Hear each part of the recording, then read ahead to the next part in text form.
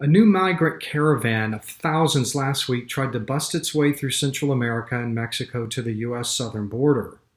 It was the first since Central American governments in Mexico closed their borders to contain the coronavirus, and the first since January 2020. But this one is not going to make it to the border. Guatemalan and Mexican military marshaled to round them up and bust most of them back home. But that wasn't always the case. As we know, migrant caravans succeeded in bringing tens of thousands of Central Americans over the U.S. border during 2018 and 2019. That's when President Donald Trump threatened crippling trade tariffs against the Mexican government if it didn't shut down the flow. Mexico deployed its National Guard to southern Mexico, and this is the latest of 3 separate caravans that it has broken up. But the important caravan to watch is going to be the very next one.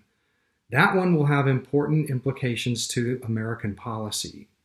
Each caravan pushes and tests Mexico's resolve and ability to stop them because everyone knows the first one that succeeds means that many more will be able to follow. They'll form and follow those trailblazers. Another mass migration crisis at the southern border is in the offing, like the one that brought in 1 million Central Americans in 2019. The Mexican deployment is pivotal here. The big question is, would a President Biden maintain the threat against Mexico of crippling trade tariffs? The answer is not very likely. In fact, the migrants themselves believe they'll have an easier path to the American border if Democrats have the White House.